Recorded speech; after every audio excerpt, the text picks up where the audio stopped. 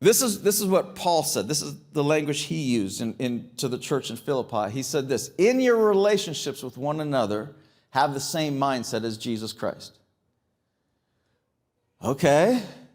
He doesn't just say, hey, in your own life, in your own faith, in your own religion, have the same mindset as Jesus Christ. He said that, like, he's not saying you can separate your religious life from your everyday life.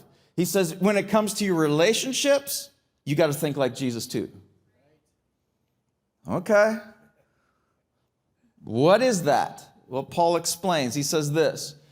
In verse 3, he says, do nothing out of selfish ambition or vain conceit.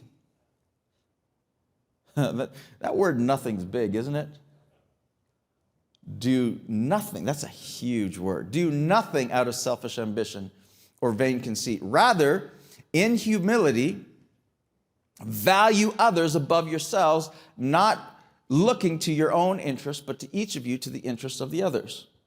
Okay, so remember I said Jesus' principles and the way Jesus taught is unnatural? Come on, the world teaches, doesn't the world teach? The world teaches us, society teaches us, our culture teaches us, look out for number one. Number one being yourself. We have relationship books, we have relationship teaching, we have all these things that's saying when it comes to your relationships, you got to look after yourself first, protect yourself. There's even teaching, come on, and there's an element of truth in this, but it's gone too far in my opinion. There's even teaching that you cannot love others if you don't love yourself. True. There's a love and respect that you have to have for yourself. Jesus said, love others as you love yourself. True. But we focus too much on self. And what Paul says, have the same mindset as Jesus, who did nothing out of selfish ambition. Nothing is a big word. That's a big nothing out of selfish ambition or vain conceit. Or rather, in humility, value others above yourself. Value others above yourself. Value others above yourself. Man. The world's way is the opposite. We enter into relationships because of how it's going to benefit us and how it's going to make us feel. We say things like, well, I fell in love. Or I fell out of love. Right? I fell in love. Well, we just fell out of love. We say this so often. Look, we don't understand when we say things like that. That's how society says it. But we don't fully understand what love is. Paul described love and defined love as love is patient. When's the last time you fell into patience? That has never happened to me. I've never just stumbled and fell right into patience. Like I've fallen out of patience. I've never fallen into patience. Love is kind. How many of you just fallen into kindness? Like it doesn't happen, right? Or love does not envy. It does not boast. It is not proud. It does not dishonor others. It is not self-seeking. It is not easily angered. It keeps no records of wrongs. Love does not delight in evil, but rejoices with the truth. Ooh, wow. That one's enough to love doesn't wait to catch someone doing the wrong thing or reminding them all the wrong things they ever did and dredging up all the stuff that they did in the past. Love doesn't delight in where they've messed up. It rejoices in when they got it right. Rejoice in the truth. It always protects. These are big words. Never, nothing, always. Always protects. Always trusts. What? That's not natural. What do you mean always trusts? Always hopes, always perseveres, and never fails. In other words, it's impossible to fall out of.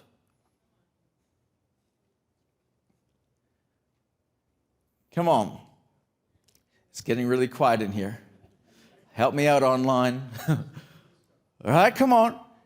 You can't fall in and out. And here's the thing. This is what I want to get across. The foundation that we're talking about today, the foundation that Jesus says, the principles that when the storms come, one of the foundations in all of our relationships is love. We need to understand what love is. And we need to understand what love is not. And society does not teach us what love is. It doesn't teach us this stuff. It teaches us that love is based on emotions. Love is based on feelings. Love is based on how the other one behaves or doesn't. And really what it teaches us, what society teaches us, is more that love is need.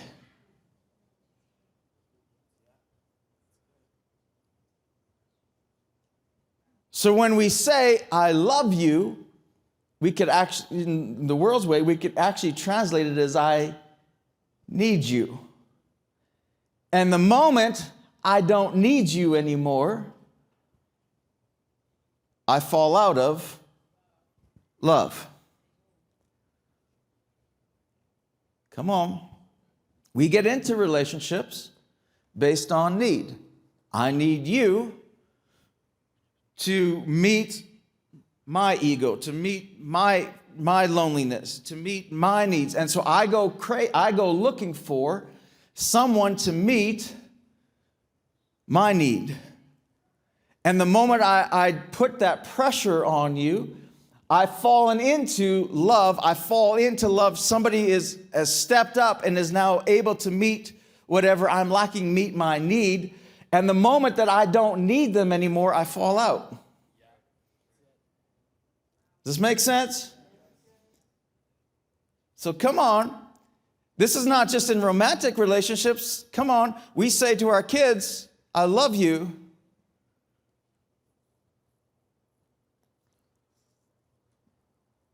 Does love always trust?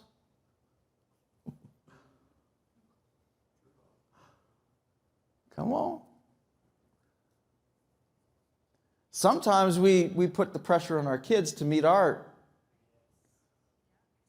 needs. And when they can't live up to our expectations or our needs, they become hard to love. But love isn't need-based. Come on, we're talking foundations. I'm talking about Jesus. Jesus taught us principles. Jesus taught us principles that he said, when the storms come, storms are going to come in relationships. Storms are going to come. I promise you storms are come. Jesus said, if you hear these words of mine and apply them, when the storm comes, you're going to stand. So when the pressure comes, and if I put all of the pressure on my wife to meet all of my needs, when the storm comes, I'm going to have the feelings that she's not meeting my expectations. She's not meeting my needs. And if I put that pressure on her, it's undue pressure, and we can get into the house starts to shake. Right?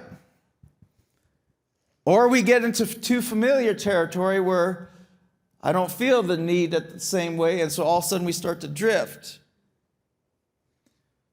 Because we interpret love as need instead of the kind of love Jesus said it is. Now, when you read 1 Corinthians 13, if you're like me, you read it and you're going, I can't live up to that. Like, trust always? Come on. Always hopes, always perseveres, never fails. The one I get hung up on all the time is patient. That's not natural. Especially for me, come on. Right? Love is always patient. Love is always kind. What?